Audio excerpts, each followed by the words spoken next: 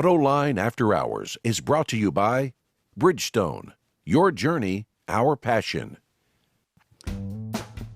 This is Autoline After Hours with John McElroy, episode 192 for April 19th, 2013. Wow!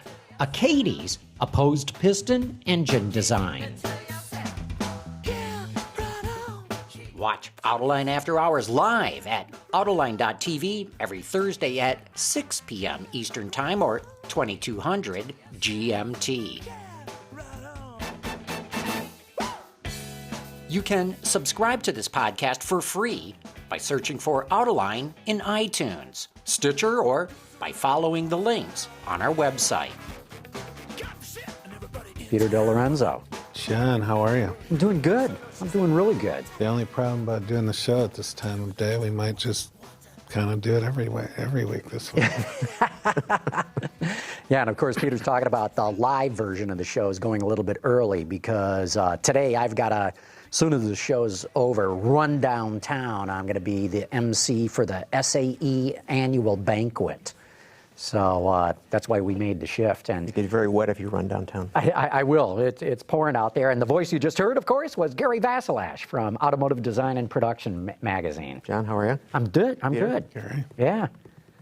So lots to talk about. Let's start out with this whole shuffle that's going on at Chrysler and Nissan. Now, Peter, what do you make of this?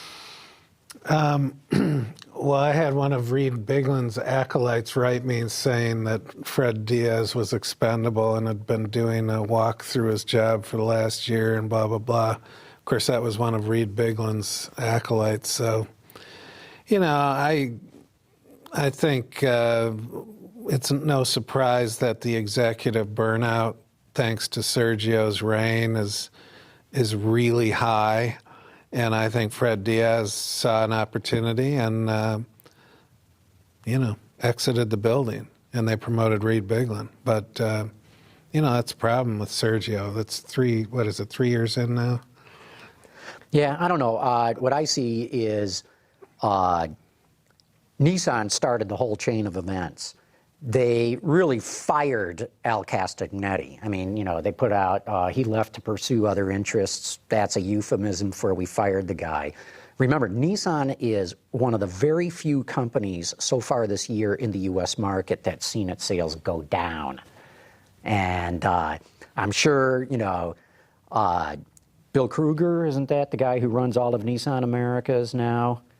Sure. Anyway. I'm sure he's under pressure from they have Carlos. That 10% goal.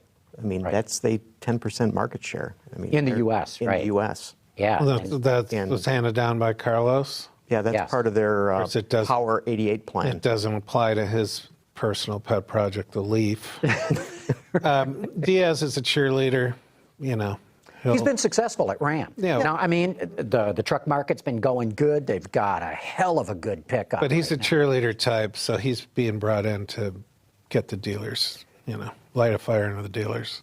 But what I see is sales are down. Boom, Castagnetti showing the door. Blang, they bring in Fred Diaz, and now that starts a whole shuffle going on at Chrysler of all kinds of changes. And then Mark Mcnabb goes to Nissan as COO of Nissan in the U.S. Volkswagen. Or Volkswagen, excuse me. Yeah, Mcnabb basically went to Siberia, which is otherwise known as Maserati. For everyone in the business except for Sergio, who thinks Maserati, they're going to be selling 100,000 Maseratis in the U.S. at any day now. But Mcnabb was too good to be sitting in that, that limbo of Maserati. So now he's COO at Volkswagen. That's a huge deal. Mm-hmm. Well, and I think that indicates, Volkswagen is really got a lot of momentum building now, and I think that they want to keep it going.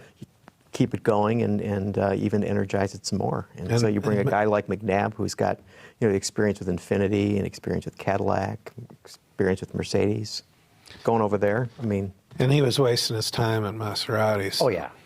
So, he basically parked his career there for a while and for a cup of coffee, and now he's moving on. So, But you're happy that he's going to Volkswagen. Yeah. Why so? I think it's a good move for Volkswagen. It's a good move for him. He's smart. And they need all the hands they can get if they want to keep this pace that they're hell-bent on keeping. So that's got to put pressure on Jonathan Browning, or no?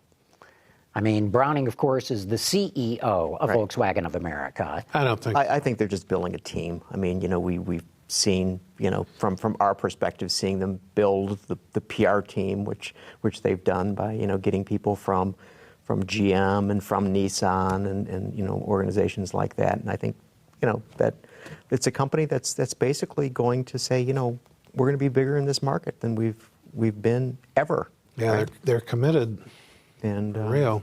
And doing fairly well as they're on track to hit their target. Yeah. That's for sure. Yeah. But, going back to Diaz for a minute, though, I just wonder whether we could read anything into this, vis-a-vis Nissan's intentions in the commercial truck market. I think we can. I.e., the Titan pickup, the Armada SUV, and the NV commercial vans are complete sales flops. Right. So why not get somebody who looks like he's got a pretty good track record in pickups and commercial vehicles? Mm-hmm. And he also was in charge of Mexico when he was at Chrysler. So that was, because they always have those bizarro world titles over there where, you're in charge of, oranges and... Baltimore. Yeah.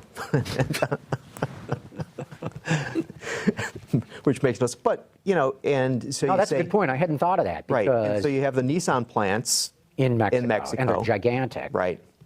And so, probably not a bad move for him. But I always, to your point of being a cheerleader, I mean, it struck me that when you would talk to the man, he was very enthusiastic about what he was doing. I mean, it seemed like there was absolutely no doubt that he was committed to the program. Well, now he's just committed to a new program. To a new program. Right.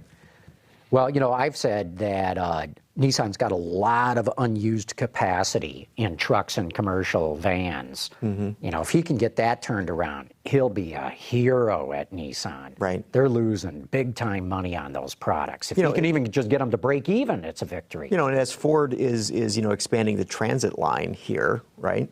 And bringing in the bigger vehicles, I'm sure that Nissan's looking at it and saying, "Hey, wait a minute! We've got these things. Let's do something with them." And try to perhaps compete in that space some more. Gary, you found a particularly silly statement that you thought we should talk about today.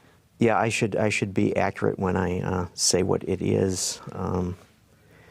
This was Edmunds was talking about what's going on in the world of hybrids, and this is the quote: Edmunds.com projects that 40 to 50% of new car sales in 2040 will be hybrids.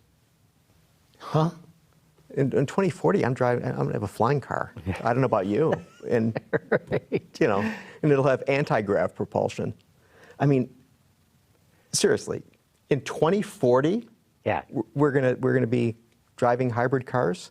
So would we have predicted that, we'd all be carrying around things like this iPad in 2013? I mean, yeah, going out to 2040, that's of course we'll all have forgotten this projection by then. Well, because we don't want to say why we will have forgotten that in 2040. Yeah. I'm still going to be here, man. Yeah, but you won't remember. But I won't remember anything. Yeah, so we'll remember that we even had a show called Autoline After Hours. And we may not even be able to spell hybrid, but again, another story. But it's just crazy. We should put out a press release and say they're wrong. It's going to be dilithium crystals and big block V8s. That's right. Yeah. Exactly right. So I thought that was kind of a crazy projection for them to make. Mm-hmm. So what else do you want to talk about, John? I don't know. I wrote all these things down in this iPad, and they're not in there. I got all my notes from last week. I don't know what the hell happened. Well, we had the Ford General Motors announcement of collaborating again on transmissions, and this was their third time. Second time, isn't it? I thought it was their third time. I think it might be their third time, but the first time was very unheralded, so no one knows what that was. It was a transmission, but whether it was a 3-speed or this is 8 and 9 speed gearboxes. 9 and 10. 9 and 10. 9-speed front drive, 10-speed rear drive, I believe, right? Yeah. So what do you make of them getting together again?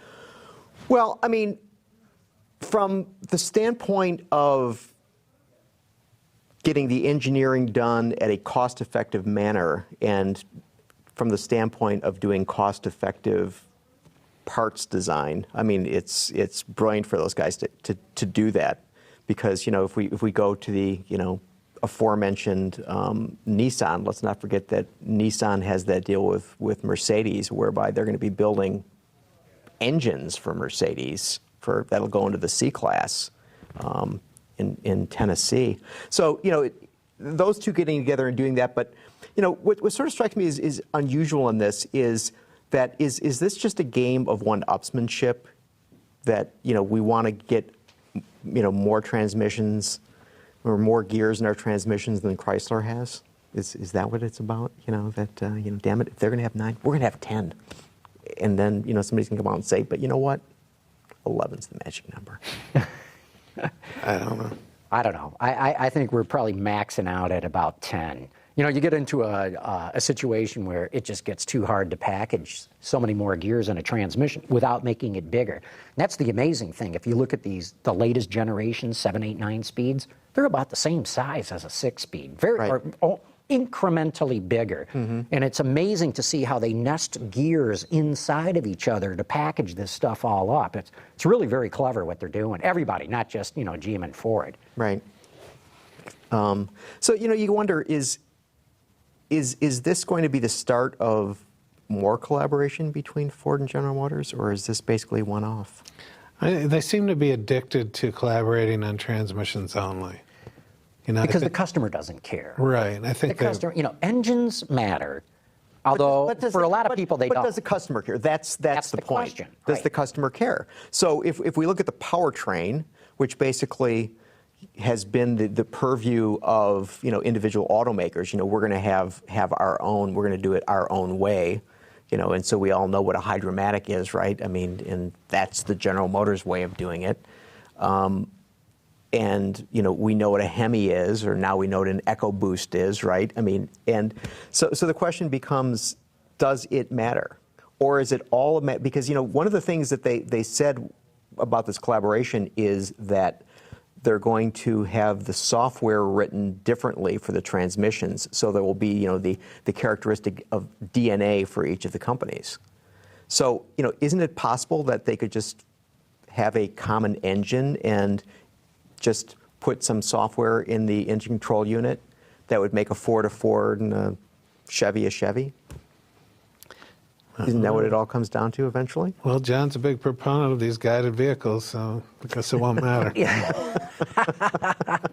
Wait till you have your, Playboy Dent on wheels. Then you're going to turn around and say, McElroy was right. This autonomous stuff is awesome. I'll be arrested, because they'll arrest some old guy with a vehicle full of co-eds or something, and I'll be, vilified and have to do a perp walk and all that. It would be bad.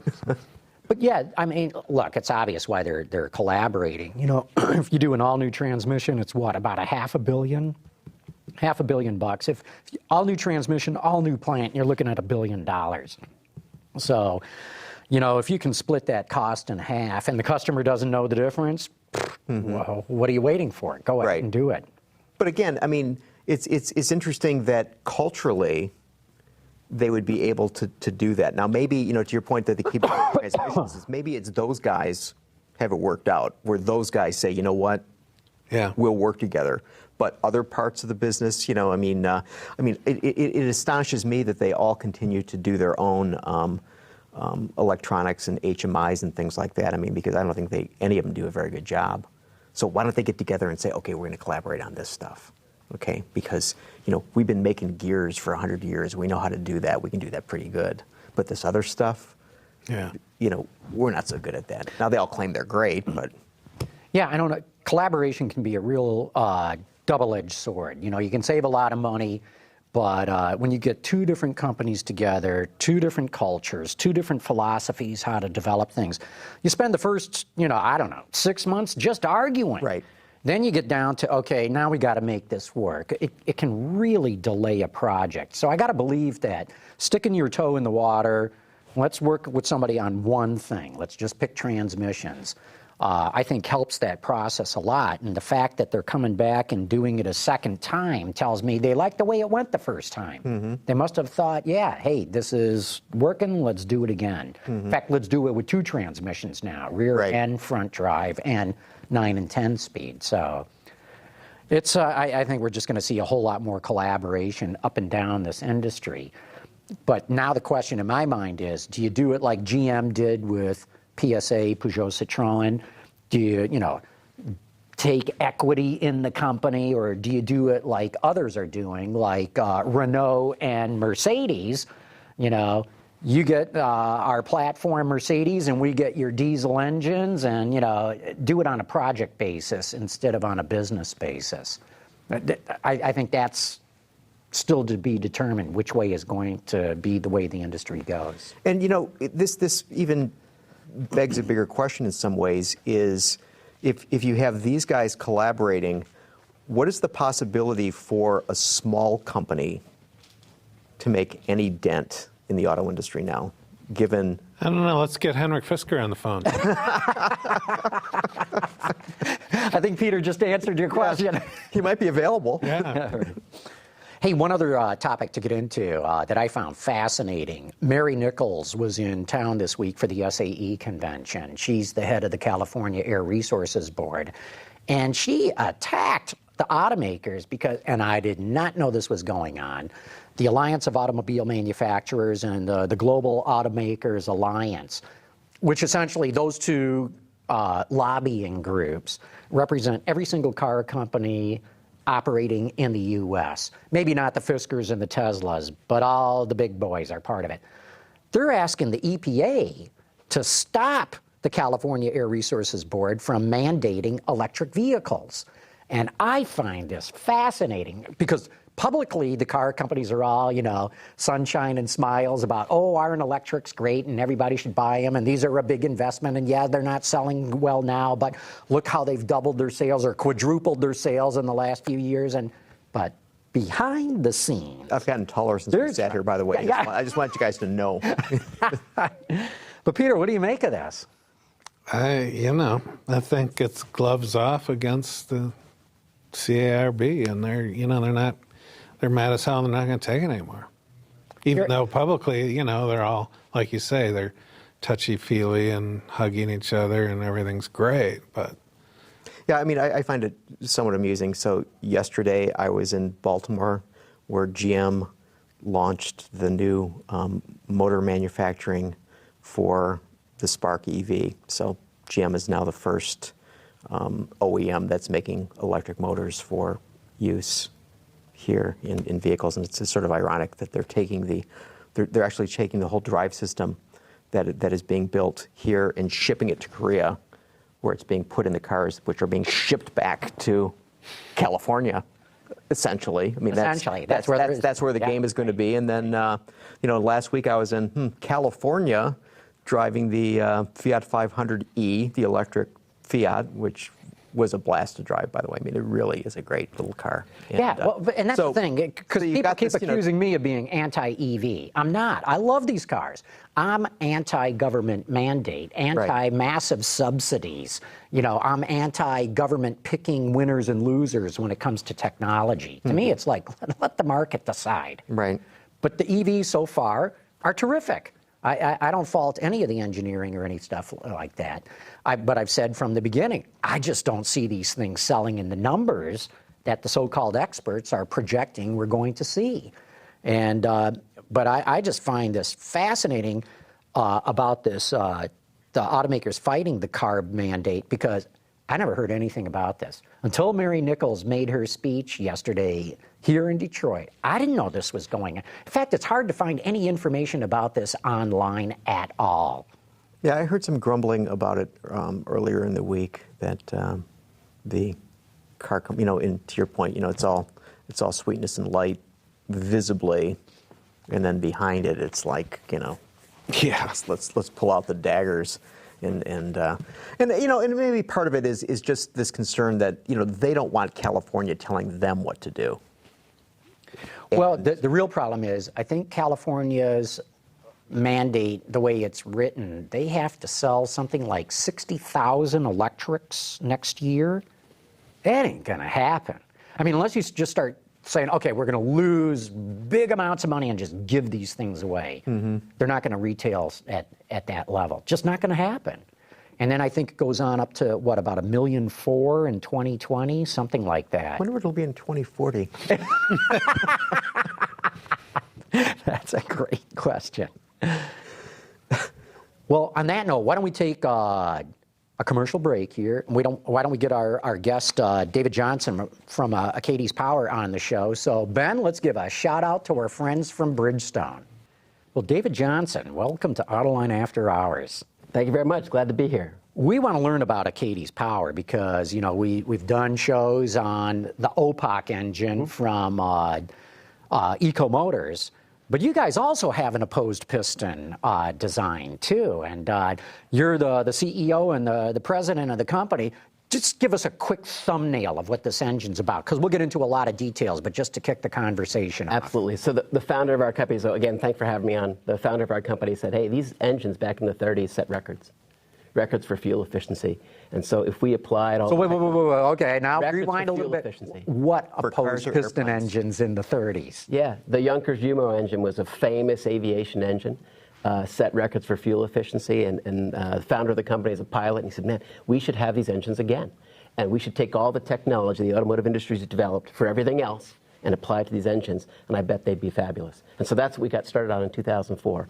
So the basic concept is you put 2 pistons in 1 bore, and you get rid of the cylinder head. And it's the same kind of concept that Eco Motors is doing with theirs. We just have a different incarnation of the engine. We just have 1 cylinder between 2 cranks, which is the exact same layout that Hugo Junkers had in 1930.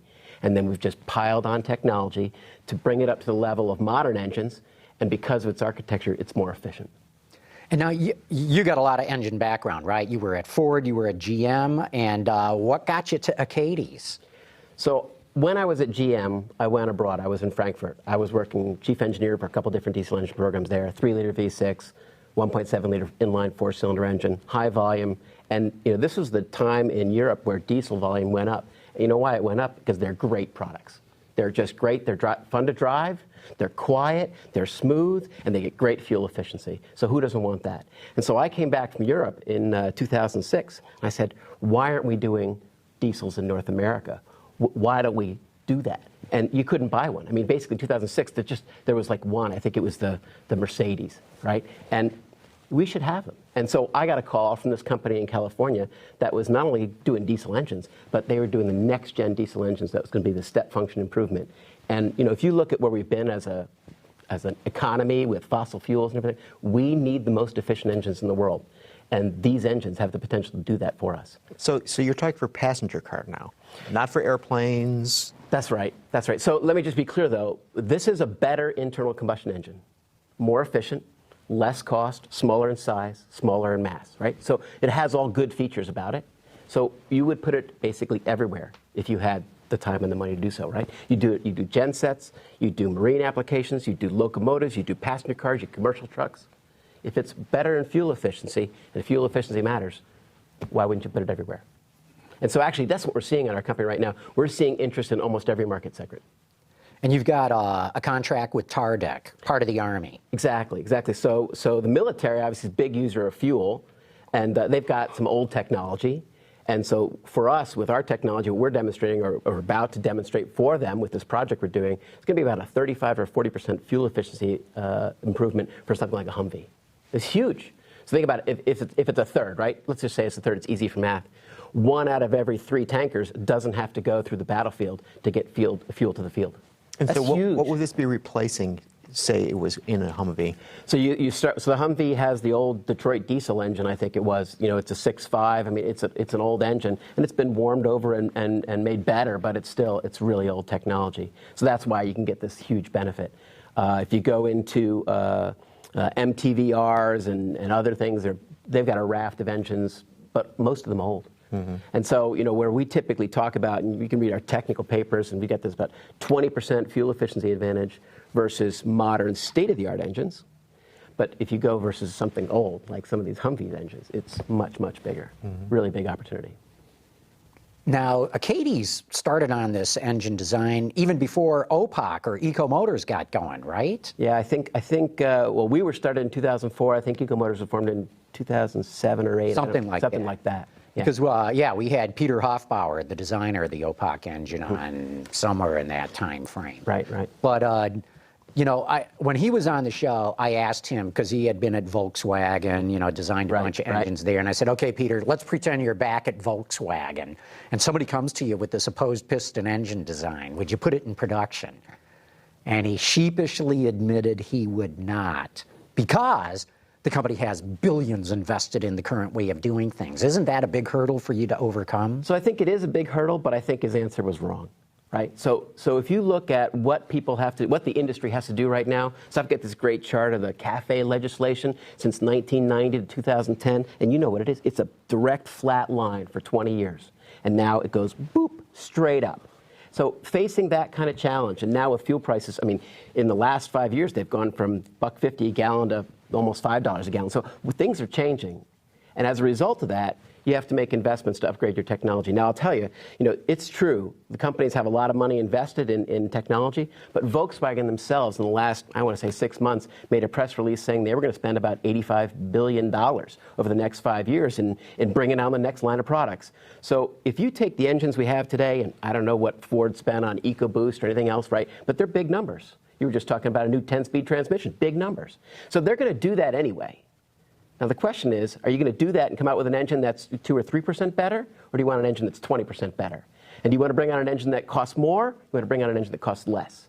If you want a big step improvement, and you want an engine that costs less, you better do an opposed-piston engine.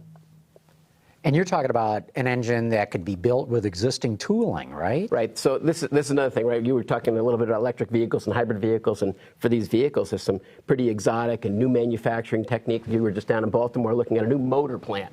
When was the last time we built a new motor plant? We don't build motor plants, right? So that's new technology. You got to get new manufacturing processes and figure things out and invest in stuff that you haven't invested in before. Our engines are made of cast iron, cast aluminum, forged steel, machine it, bolt it together, wiring harness sensors.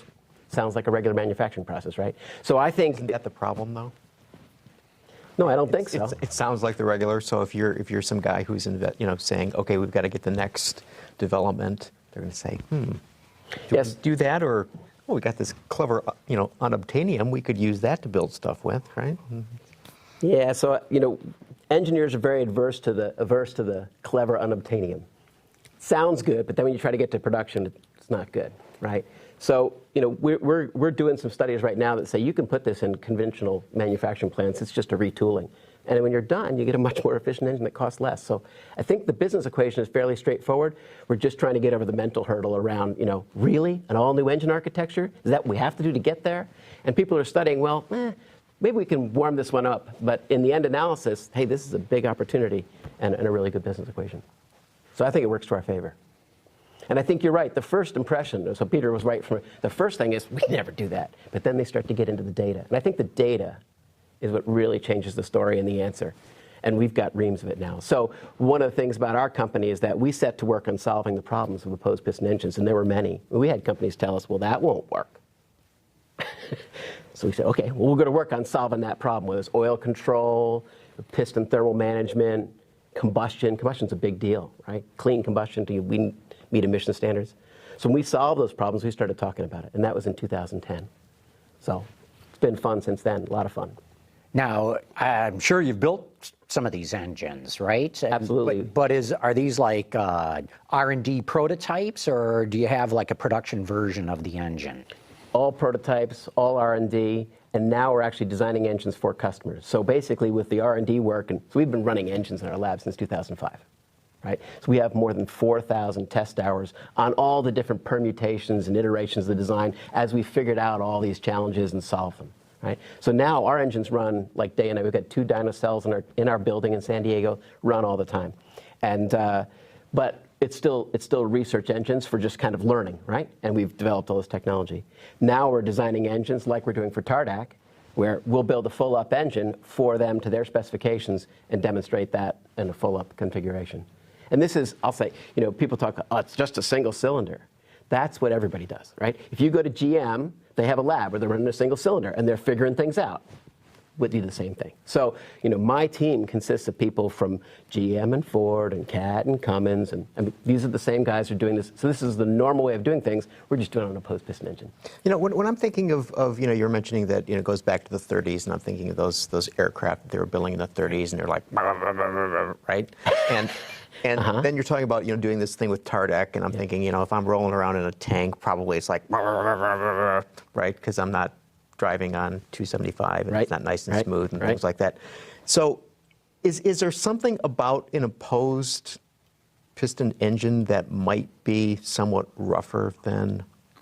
Actually, it's the exact opposite. Really? So let me just show you what I've got here. I got a couple pistons.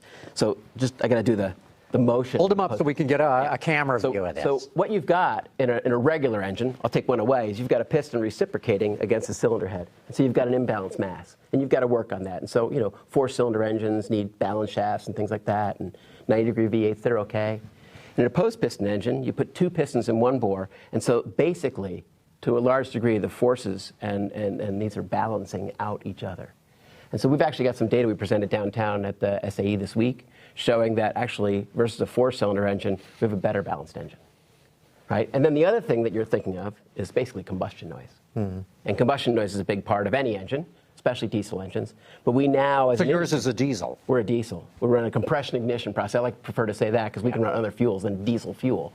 But we're running compression ignition. And when you do that, you have higher peak cylinder pressures, and it makes noise. But the industry, all of us together, we know how to solve that problem. And you tailor the pressure rise rate in the cylinder, and you can keep the noise down. And actually, in an opposed piston engine, our combustion chamber is expanding faster because we have 2 pistons moving away instead of just 1 piston moving away. And so that helps us to have higher pressures and yet not a higher pressure rise rate, which is what makes the noise. Okay. So we got advantages on both balance and noise from the architecture. And what kind of compression are you running then? So we run, I'll say, in the same range as conventional diesel engines. So a conventional diesel engine these days is somewhere between 15.5 and 16.5. Guys like Mazda are going down on compression ratio. Guys like Cummins are going up on compression ratio. So everybody's choose their own little formula based on what they're trying to do, and we can do that too. So in our labs, we're running a 16.5, 17-to-1 compression ratio. So could you mentioned other fuels. So could you in effect build an HCCI engine using gasoline and Yeah, and so absolutely. I think internal combustion engines generically can burn fuels. You just pick and you design for that, right? So we've got conventional engines burn gas, conventional engines burn natural gas. You can work on HCCI. There's lots of things you can do. This is an internal combustion engine. We can do those things too. But we have one advantage that's really important. So when these 2 pistons come together and create the combustion chamber, it looks like this. It's kind of football shape for us. And then we have 2 injectors that spray into the combustion chamber. So now if you've got 2 injectors, which is really hard to get on a conventional engine just because of geometry, you've got all those valves and everything in the cylinder head. With 2 injectors, I can make them 2 different fuels. Really interesting. Oh, so you could start on something very volatile and then throttle back to, once the engine started, to something else? There's all sorts of things you can do when you can get 2 fuels in the combustion chamber that very few people are doing right now. But you can have dual fuel that are natural gas with a diesel pilot. You can do gasoline and diesel. There's work going on at University of Wisconsin right now. It's a combustion process called RCCI, Reaction Controlled Compression Ignition. There's guys at Delphi doing work on gasoline direct injection compression ignition. So you get all the benefits of compression ignition, and you get the lower emissions of gasoline and that process. So, and now we can put 2 injectors in 1 cylinder and have all that flexibility. But you're talking about putting 2 different fuels in at the same time. I've never heard of that being done before. Yeah, it wouldn't be exactly the same time, but the exact same combustion event. Okay. Yeah, there's some timing that matters. So this football shape is formed by the shape of the piston heads. Exactly. The piston crowns come together. They're identical shape, but 180 degrees clocked from each other. And when they come together, so you have to understand in an opposed piston engine, we've got ports at the end of the cylinder, and that's where the intake and exhaust happens. It happens simultaneously. So you open up the ports, and the exhaust gas comes out one end, and the intake gas comes in the other. It flows one way through the engine. So we've got the swirling charge motion while we're scavenging the engine. And when the pistons close off the ports, they take that kinetic energy of the air, and they bring it together, and this actually creates a tumble motion. So we've got swirl plus tumble, makes a great mixing environment for combustion. So are you going to do any racing applications? So it's interesting. I think it's the Le Mans series or one of the series. America Le Mans series. Yeah, has just changed their rules and allows 2-stroke diesels. So that's a good idea. I like that idea. I like that idea. You know, when we're at 2-strokes, we've got a power density advantage. I mean, it absolutely should be. Absolutely. Well, it's not on our own personal to-do list, but it should be. You can develop it quicker, right, if you race it. Absolutely. So, you know, I've been reading a little bit about the formation of Cummins back in the 20s. And he did all sorts of racing. It's just great, some of the things that Klesse did back in the 20s to demonstrate his engine. You know, put it in a passenger car and drive across the country. Well, you know what's interesting? I moderated a panel at the SAE convention yesterday all about whether racing is really relevant to the auto industry or not. One of the points that came out of the guy that's in charge of the merger of ALMS and, you know, the NASCAR Jim guy. France? No, it wasn't Jim France. It was... Scott Atherton? No, it wasn't. It was another Scott. And I had 8 people on the panel, and that's why without my crib sheet in front of me, I can't remember off the top of my mind. But the point I was going to make is, he pointed out, all automakers in the world, with at least 2 exceptions, approach racing as a marketing opportunity. And the budget comes out of marketing, not when you get to Porsche and Audi. It comes out of the R&D budget. So there's the key to getting... Fundamental difference. Katie, well, yeah, because, you know, marketing budgets are, hey, we won the big race, declare victory, go home, our effort worked. Or, boy, that crapped out, let's just get out of here with our tail between our legs. When it's part of R&D, you project 7, 8, 9, 10 years out in advance, and the budget is consistent. And, you know, look at that e-tron diesel hybrid that Audi's came out with. What a tour de force. Again, it's out of the R&D part of things. So I'm suggesting here, David, is now we just got to convince some automaker to say, hey, let's go racing, and let's do it out of the R&D budget with the Achates engine. Like I said, it's a good idea. Definitely should happen. I mean, should we take a round of money? Yeah. Everybody dig deep. Everybody throw a credit card on the table. I mean, so is your goal to develop the technology and then license it to a manufacturer so we wouldn't have an Achates engine per se, but it would be the technology behind... Yeah, that's right. So we don't need a manufacturer because, like I said, the manufacturing facilities that make engines today can make this engine in the future. So that's not a good value add for us. And you know, the OEMs have said to us, no, we do the manufacturing. So they want it. That's their value. So this is a perfect division of labor, and you're exactly right. We'll license the technology. But you know, Ecomotors had to go to China to get somebody to buy it. Automakers are loath to license anything. In my experience, you know, unless it's like a brand name that they think is really cool and can help sell cars, like I'll just make up a name or make up an example, you know, Bose sound systems. Ooh, that's really cool. We'll license that and we'll license the name and everything. What makes you think you'll be successful in getting any of these car companies to license your engine, no matter how brilliant it is? So I think there's 2 key factors. One key factor is we're in a different time now than we have been for the last 30 years. Last 30 years was all about cleaning up the pollutants coming out of engines. The next 30, 40, 50 years are all going to be about how do we save fuel. The second important factor is we're not talking about a small change.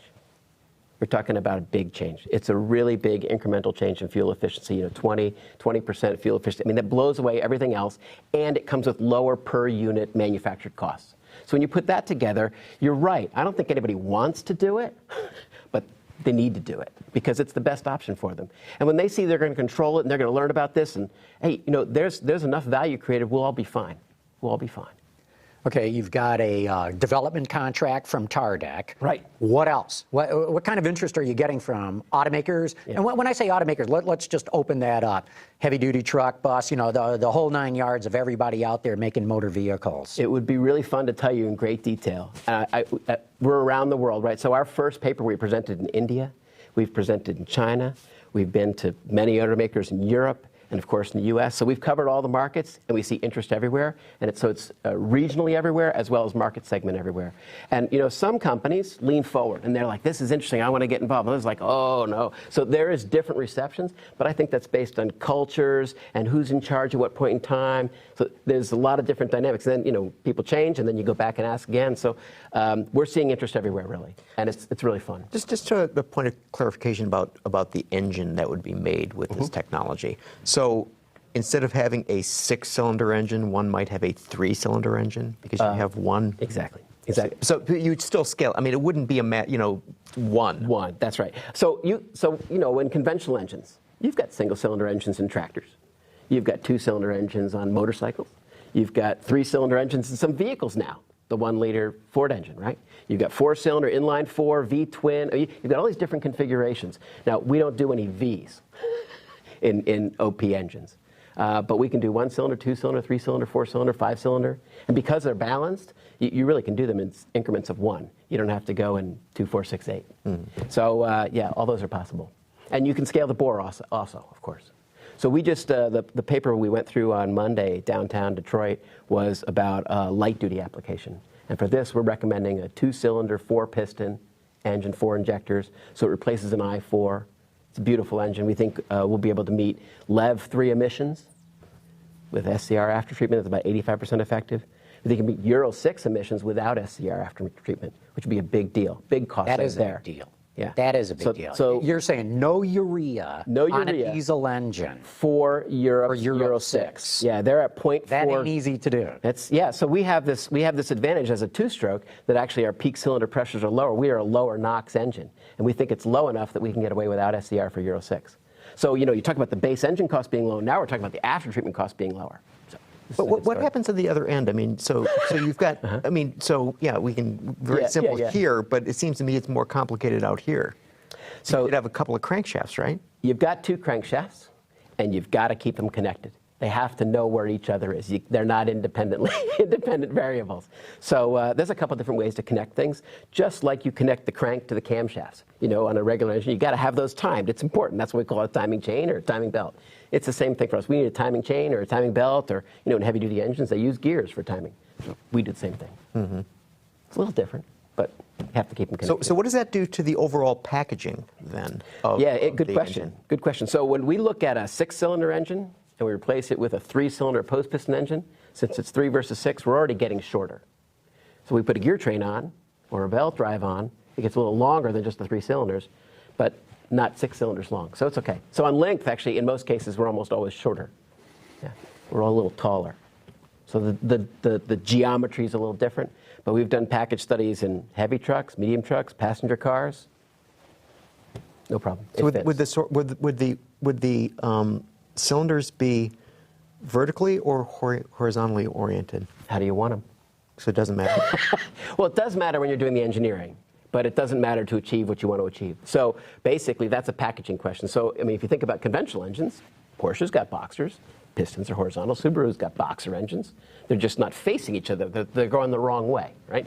And then you've got inline engines. We had slant 6s. V engines are both they're on a slant, right? So this, in the grand scheme of things, we always think as humans that gravity really matters a lot, but the engine really doesn't care about gravity so much, so long as the oil drains back to the right location. So that's the part you got to worry about when you engineer it. But we've run engines in all configurations, vertically, horizontally, and slanted, no problem. Don't those pistons go the wrong way because they just want to have one crankshaft? That's true. Yeah. But then they got all those camshafts and valves. You take away camshafts, valves, and cylinder heads, you save a lot of cost, on the order of 15 to 20% of the cost of your engine, and you save a lot of parts. Sure, you'll never blow a head gasket. And you'll never blow a head gasket, exactly. And I can tell you how many times I worked on projects where the number one problem was the head gasket, making the head gasket durable. It's a big problem point. Hey, this is a good point to segue into questions from our audience, the rapid fire part of the show. So Ben, let's get going with rapid fire.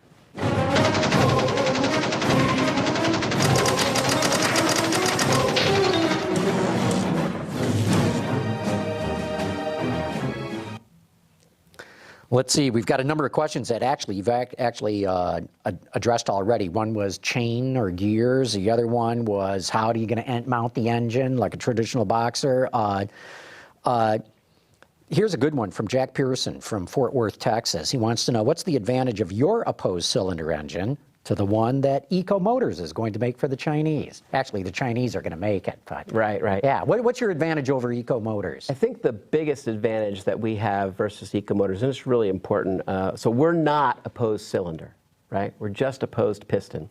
So when you take and make an opposed piston engine into an opposed piston, opposed cylinder engine, and you can see where my arms are going, right? It gets really wide or it gets really tall or whichever way you put that. And I'm sure they can put it any way they want to, but they've got this long dimension. And that long dimension really is quite awkward. So I think everybody knows Ecomotors had a project with Navistar, right? And in this project, they had to reduce the stroke-to-bore ratio to try and make the engine fit in. They went down to 1.6 to 1, and that's a combined two-piston stroke. So you go to 1.6 to 1, then you got to get to 0.8 per piston, and then you've got the ports to close off. Maybe you're 0.6 trapped compression ratio. You really get into an awkward number, and that's not good for efficiency. You want long stroke to bore for a good efficiency. I got to believe, though, that Ecomotors being out there is actually going to help you guys. I think have that's two right. different companies Absolutely. talking about opposed piston engines, I think, sort of validates the approach. That's correct. And so, you know, in conventional engines, we have long stroke engines and short stroke engines. So there's a place for both engines. There you go. Steve Nogler from Hockenson, Delaware wants to know, have you considered running, variably running the cranks out of phase with each other for variable compression? Yes, we have. So this is very interesting because actually the first thing you need to do with an opposed piston engine is you have to have the exhaust ports open first. Like we do on a conventional, you got to get the exhaust out first. So the exhaust crank actually leads the intake crank. Was that way with Hugo Jonker's engine? It is that way with our engine. And how much it leads can change your performance, just like you want to have variable cam timing. So you can think of our crankshafts give us our port timing. So yeah, varying that is very useful. And you're right, varies the compression ratio also. So it's very interesting. Unsprung wants to know, what happens when the load of the transmission is more than the engine output? Load is more than the output you stall. Stall. That's in every engine, I think. You know, I thought maybe I just didn't understand the question. I think it stops. Yeah. I still don't. Yeah, you're going up the hill and you don't have enough power to go up. You stop. Okay, Peter, here's a good one for you. Go backwards. You have Go backwards. high or low expectations for Ron Howard's upcoming movie Rush? You know, all about the Niki Lauda, James Hunt battle. And if it is successful, do you see more coming from Hollywood? I have high expectations because Ron Howard is really an exceptional talent, exceptional filmmaker. He cares about every project. And I was kind of shocked that he alighted on this. It seemed to come out of the blue. But I don't think it'll trigger more. I actually don't. I mean, it's a singular moment in racing history, you know, a dramatic season. But, yeah, well, he brings up a good point because Hollywood, you know, they do... Whatever's successful, there will be the sun up. But I still don't see it for this. What I find so interesting is Ron Howard's not a racing fan. No. He just found this battle between Hunt and Lauda to be a compelling story. Yeah. And now he's becoming something of a racing fan, but he didn't start out that way, Yeah. which I find intriguing. All the snippets and trailers and behind-the-scenes trailers, it's pretty fascinating. What was the Sylvester Stallone movie? Oh, that was built... Driven? Yeah, about... Come on, if that didn't make many movies after that, I mean, that's... Then it's never going to happen. never gonna happen. Right. Hey, we got a phone call here. Let's bring that in. Yes, my name is Clem Zorowski from Delmont, Pennsylvania. In regard to this new engine design you're doing tonight, I have some literature here from the early 60s where McCulloch, the chainsaw people, developed a two-cycle engine using a similar technology. I was wondering if your gentleman there who is involved with this is familiar with that. I even have literature here. I don't think it ever made it to the market, but we were racing go-karts back then, and it was supplied to me by McCulloch. Thank you very much. Yeah, great question. Are you familiar with this? So the answer is no, I'm not familiar, but I will tell you, we have, from the founding of the company, we've had a technical advisory board. And one of our technical advisory board members was a guy, Dr. John Beck, famous, who worked for Cummins for 20, 30 years, and he worked at McCulloch. So unfortunately, he's passed away now, but I'm sure at the inception of the company, when he joined the technical advisory board in 2004, he told us all about it. And I'm sure we've learned from it, and it's all in our, the learnings are all in our engine design, but I wasn't personally aware. Huh. My go-kart had a Mach 6, McCulloch Mach 6. Oh, yeah, well, Mac was the engine to have on a go-kart, no question. But I've never heard of some sort of opposed piston kind of design that they worked No, on. I didn't either. But it makes sense. Absolutely. They would have. Peter, I got another one for you. Scotty in Cleveland wants to know, what's your take on Olivier? I'm a Genius just asked me, Francois, his decision to shy away from the tagline, imported from Detroit. I think it's a smart decision. Why? I just think they've overplayed it. And it's human nature of marketers. If they alight on something that's, if it's a real flash, and they beat it to death. And I think it's time to walk away from that.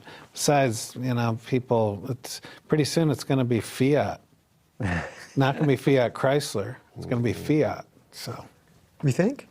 yeah. Well, Before 2040? Well, that's a good point, Gary. I don't know about that. Gary, I'm going to throw this one to you. Ozzy in Syracuse, New York wants to know. He says, I'm liking the new Cadillacs, ATS, XTS, CTS. He says, but I only keep a car 3 to 4 years, and their depreciation is hard to live with. Should I be looking at Acura, BMW, Audi, or maybe Mercedes instead? He says, I really want to buy American. If he keeps the car 2 or 3 years, why isn't he leasing? Yeah, then you don't have to worry about depreciation, do you? No. And I just got the MKZ today. That seems really nice. Maybe you had to look at that because the depreciation won't be so great because there aren't very many of them, right? Yeah.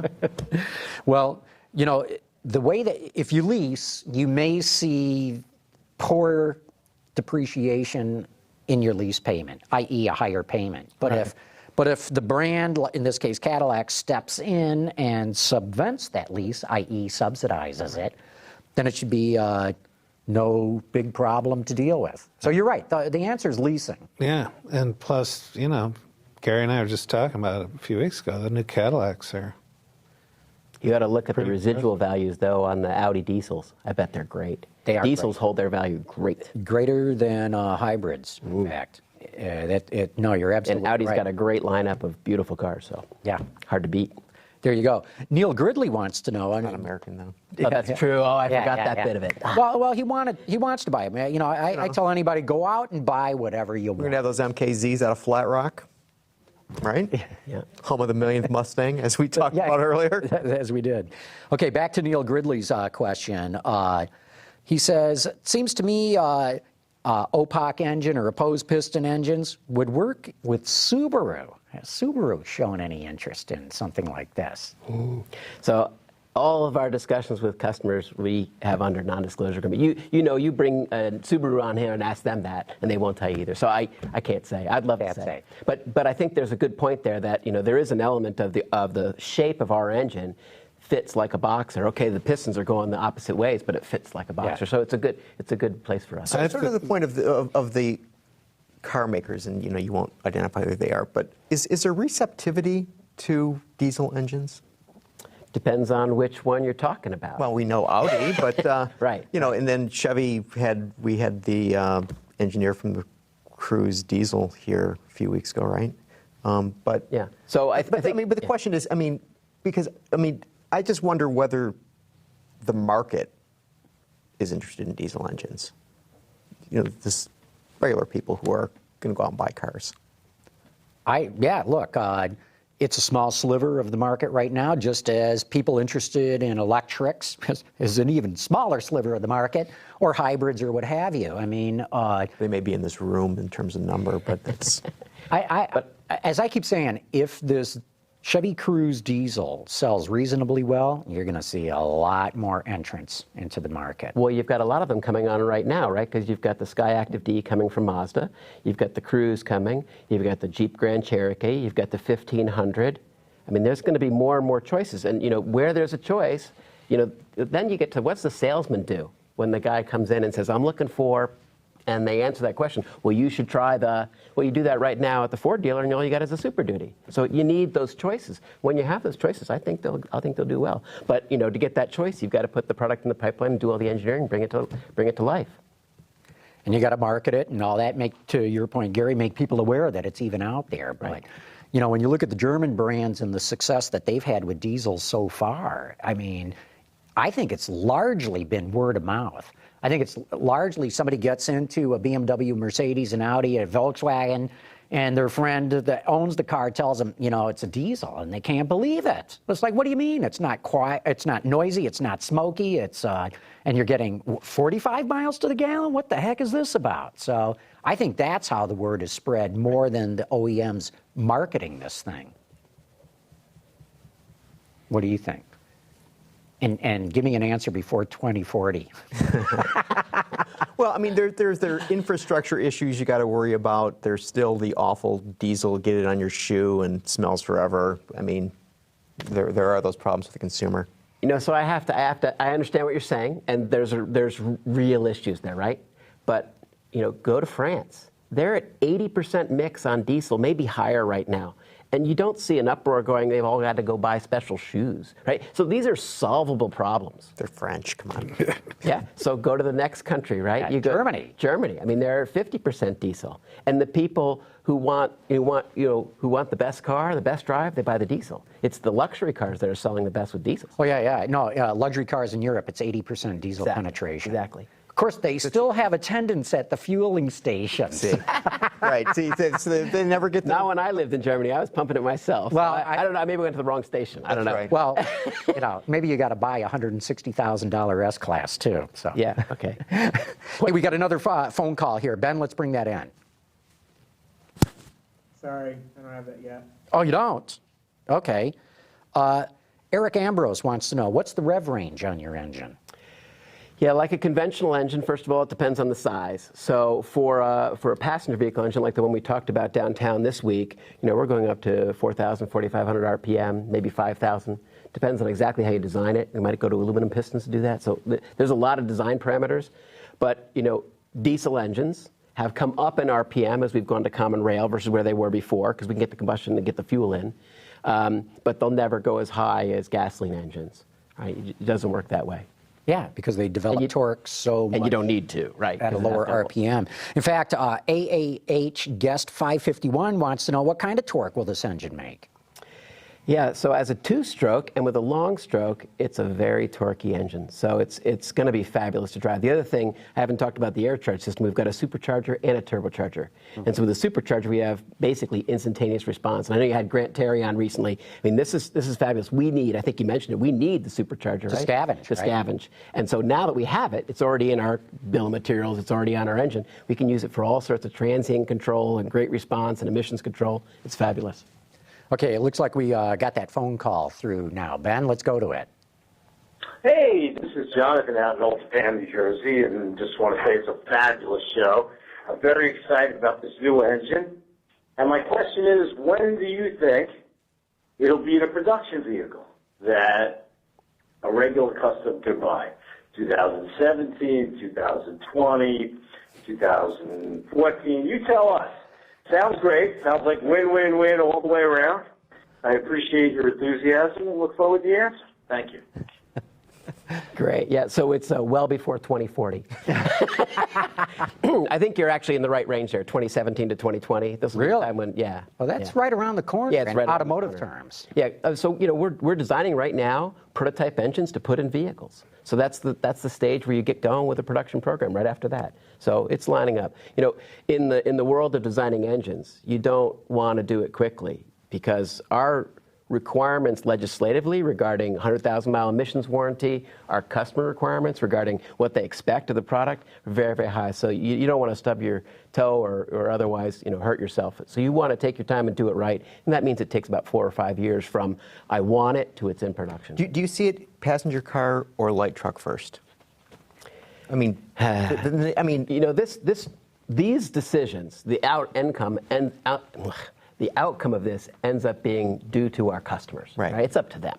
But I'll tell you, my personal opinion is, Ford sells about 70% of their Super Duty product with diesel engines. It makes sense to have a diesel engine in the F-150. I think what Chrysler's doing with the 1500 is brilliant, and they're going to kill it.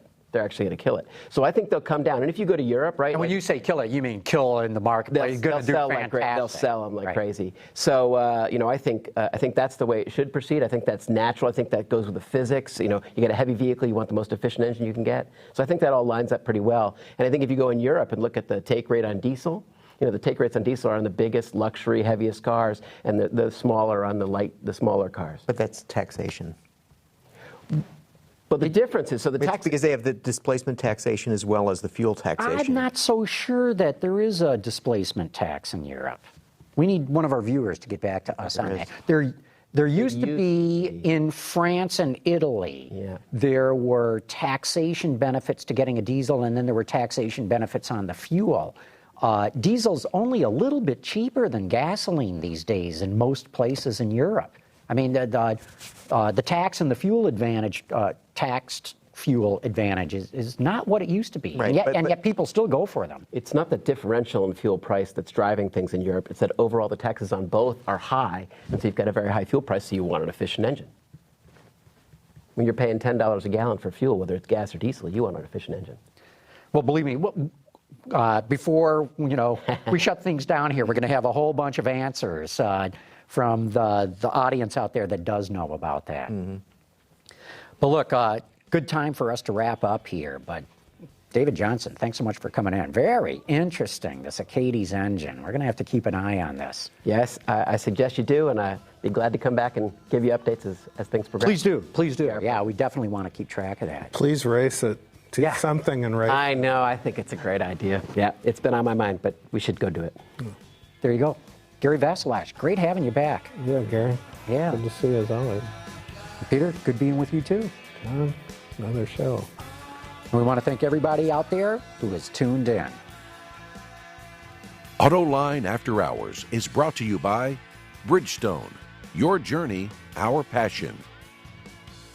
Visit our website, Autoline.tv, where you can watch us live Thursday nights at 6 p.m. Eastern. Get your daily news fix with Autoline Daily and in-depth analysis and interviews with Autoline This Week. There is all that and much more at Autoline.tv.